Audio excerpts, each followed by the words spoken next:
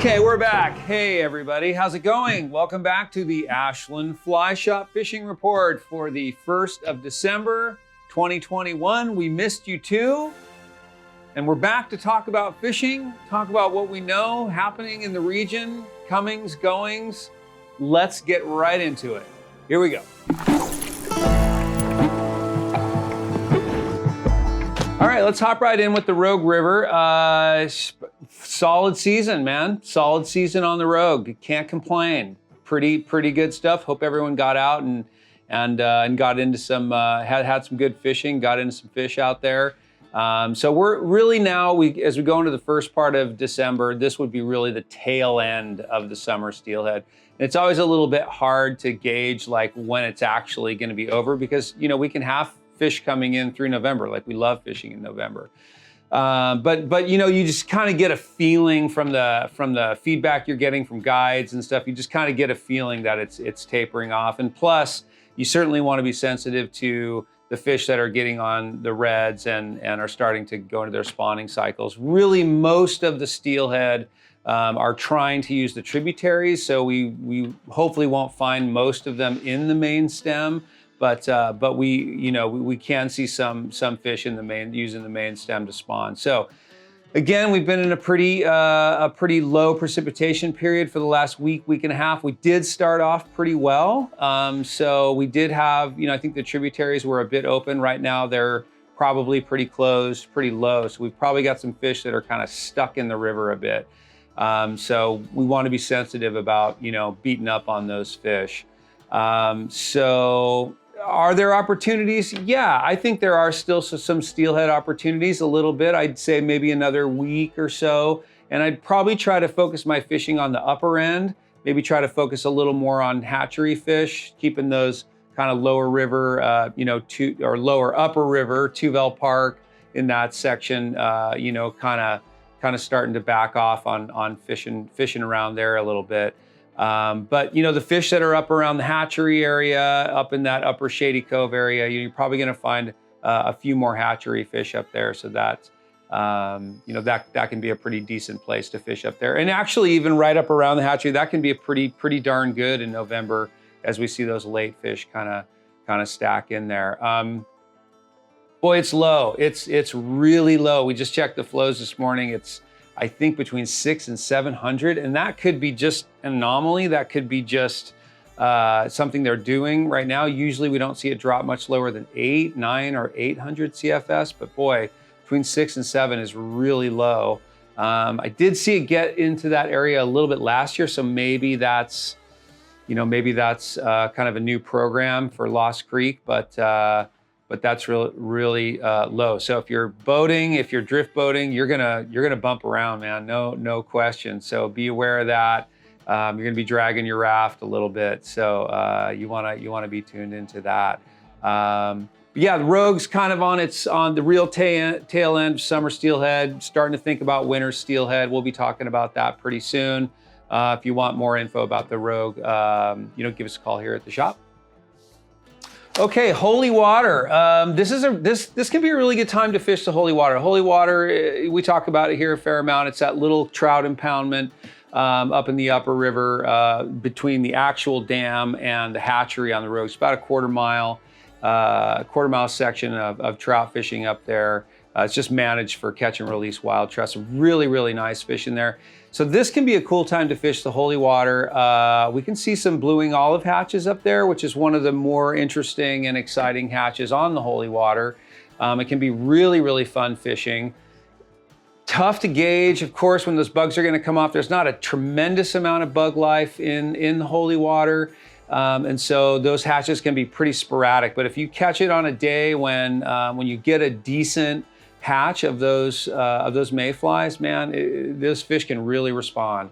And with the water being so low, you can kind of really get around in the holy water and get to a lot of different sections and get in front of those fish.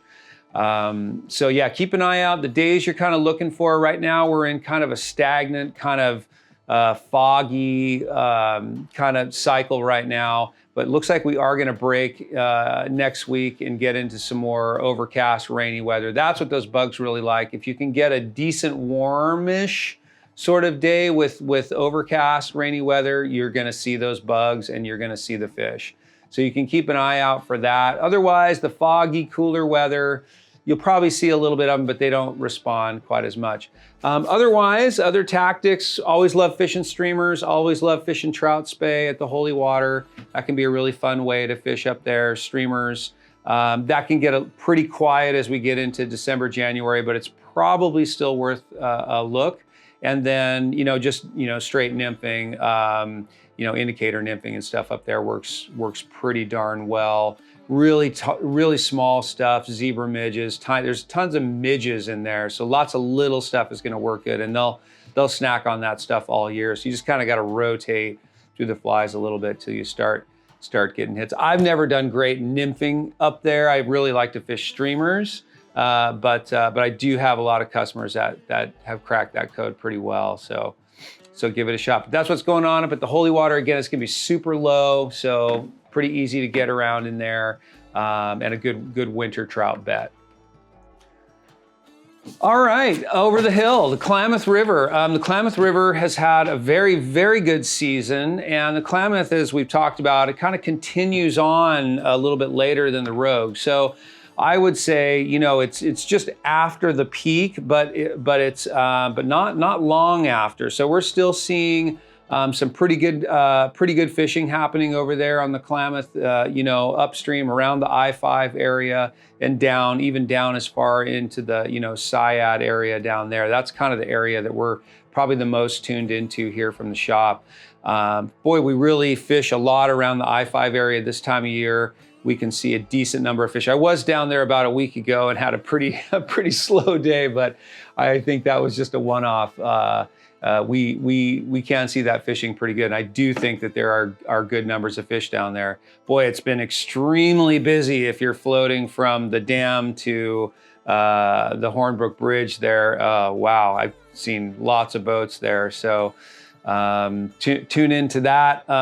If you're walking around in that I-5 to the Hornbrook Bridge stretch, happy to talk to you a little bit about there. It's just a couple accesses in there. Otherwise, it's a little tricky, but feel free to give us a call. We can talk a little bit about that section. And then down below, it's just kind of a free-for-all, really. You're driving along, it's a little hard to kind of pick through and find spots, but there are some decent walk-in spots down there.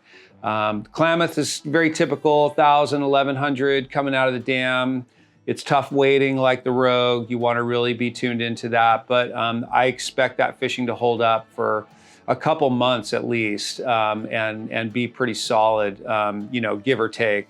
I've done pretty well down there, in the real cold weather, and so I think those fish can still be pretty active in that weather.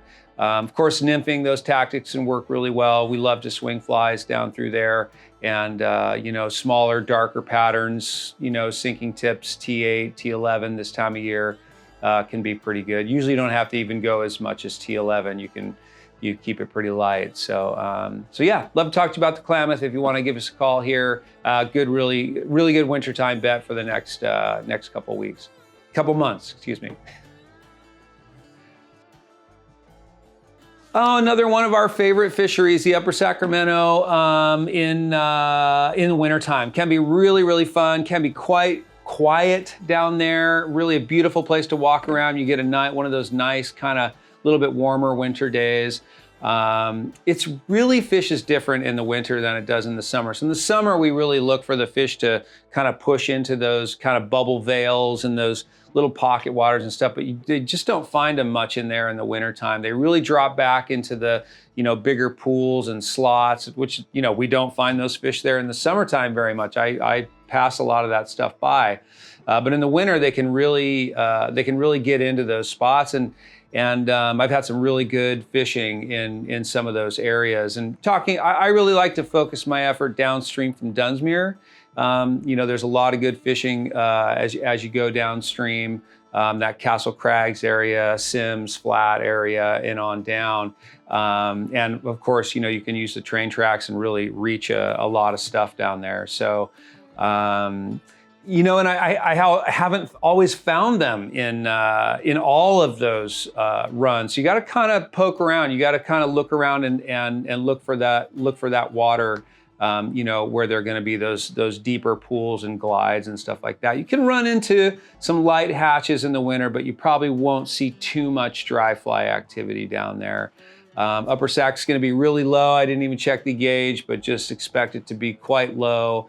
You know, quite low this time of year. But Upper Sac can be a really fun winter trout fishery, and happy to talk to you about that and flies and stuff to use down there. Ted Fay Fly Shop is going to be super tuned into that fishing as well, and you can swing by, give Bob a hello and grab some bugs. But small mayflies, you know, rubber legs, you know, typical stuff. Yeah.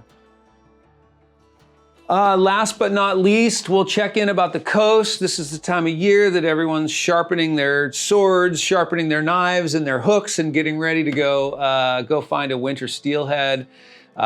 This is the tip of the spear for the steelheader. You know, this time of year, it's feast or famine, boom or bust. It's all of that stuff that the steelheader lives by.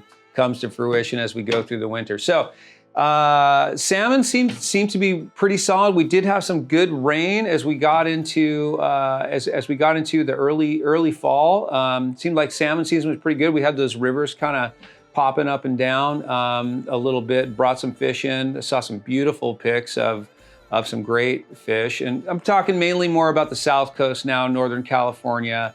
Don't give too much away down there, but now is the time to, you know, to be tuned in to those rivers as far as steelhead coming back.